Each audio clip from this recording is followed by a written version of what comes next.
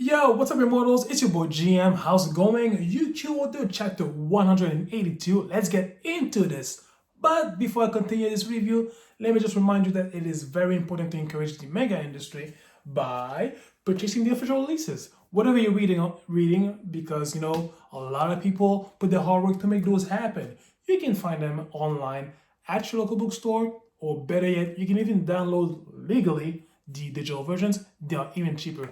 And please do not forget to leave a thumbs up on my video. It really helps this video to be viewed by many people. You guys are the best. Awesome. Really appreciate it. Thank you so much. So what I didn't want to happen in this chapter happened, but I'm gonna get back at that near the end of the video. Actually, when I'm gonna review a certain part, and I'm pretty sure you know what I'm gonna talk about, but I'll keep that for later. Information wise, I loved how we got to explore what happened to Karen during those 43 years. I thought that Tota went to hell when nobody was around, but Karen, wow, like she is like, for her, it was truly hell. Like, it was worse. At least Tota could see people, could live on a planet. Karen was drifting in space for 43 years alone in the dead cold of infinite darkness, of pure anguish, madness, and so on. I'm like, wow. Even as an immortal, I am surprised she survived. In her psyche, because wow, like, bravo on surviving this. 43 years ago, Karen came up with a spell that is called a gold for Azazel, which allowed her to direct enemy fires towards her, and she was able to encase the full blunt of an attack that was destined to wipe out, and I quote, 126,749 troops. And she was flung she was flung at the edge of the universe at 30,000 kilometers per second, 10% of the speed of light. Wow. So yeah, for 2 hours and 47 minutes, she was flung far away at 30,000 kilometers per second. Again, 10% of the speed of light. Now, that was just the beginning of her hell. And we saw throughout those 43 years on how she tried to survive, to manage to keep busy in the void of space, but nothing worked. She tried training, that didn't work. She tried reading from an app, but the app came up with low battery. Like for 7 years she trained, but still, just doing that for 7 years straight in the loneliness of the cold space, that's amazing. I really love also when she was starting to break down mentally, and like all of the, I'm not gonna say regret, but we know that her backstory, that she betrayed Jesus, I believe, and that's how she got her immortality, and she thought that this was her hell, like this was her punishment, and even though that at some point she was ready to face it all, she didn't want to. Like at the edge of death itself, she was like, no, I don't want to die, I'm sorry, please, I won't do it again. And like, I think at that point her humanity came up in full colors. Like, she just wanted to live, she didn't want to die yet, even though she was an immortal. Like, she couldn't die possibly, but she knew that once inside the core of a sun, she would just keep on burning for eternity, and she didn't want that. So I really love that part that showed the pure level of Karen's pain, and how she just didn't want to die. She wanted a second chance, and that, I think that part for me was my favorite one in the chapter. Like, it was exploring Karen's humanity when facing death. that was such a beautiful and well-paced moment. And out of nowhere, naked Tota coming to save the day. 27 hours earlier, we discovered that how this was possible. Apparently, they were able to make some space rings that would be powered by Tota's magic, and that would be able to locate Karen in a swift jump. So yeah, that's pretty much it. Another moment that I really love about that part when Tota and Karen are reunited, is when Karen wasn't sure if she was seeing things or if Tota was really there. So she was like pinching his cheeks, but she realized that it was him. And even though he just wanted to get some soup, like not even a centimeter next to her, she didn't want him to leave. Like she spent 40 something years alone, and she didn't want to be left alone, even though it was just by a small distance. So you could see that the loneliness, the anxiety that she piled up, the fear, everything that is negative to the human psyche that could be accumulated, like Karen had it, like she had it to full spades, and she was so fragile. So it was a beautiful moment to explore. Okay, this is the part that I wanted to talk about, the part that I didn't want to happen, but it happened anyways. So, little flashback to the previous chapter, a beautiful connection with Kurumaru and Tota. The reason why I believe this moment with Kurumaru and Tota was so beautiful is that both of them and their feelings, they were, how can I say this?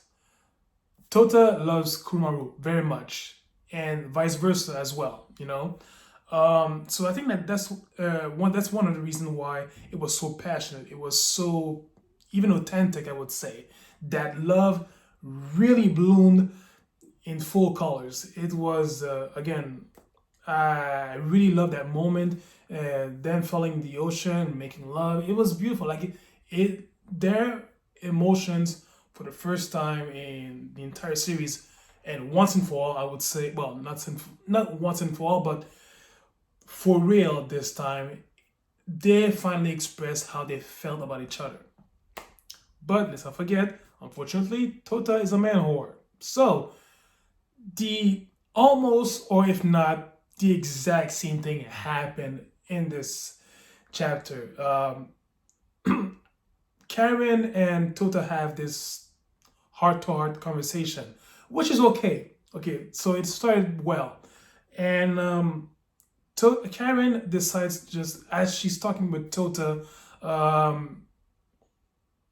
she's having she's really unloading her heart towards him. And Tota is a bit uneasy about that, and which I can understand because Karen is not the person that's gonna express her feelings openly, unless it is towards Yukihime. And so far, so good. The moment is really well done. And so she finally confesses to Tota. That was expected, that sooner or later it was bound to happen. It's just that when Karen mentioned that, I know, you're already done with Kurumaru already. And then there's this talk about this pact that Kirie, Kurumaru, and Karen made about who's gonna get Tota, who's gonna make love to him or whatsoever. I think that this is at that point where it went down the drain in an awful way. And at that point, it was pretty much like a soft porn. Like Karen wanted to bang Tota. Like she wanted to be sure that like she wasn't seeing things. That she was really in front of Tota. Like I get it. Actually, I don't. I've never been alone for 40 something years.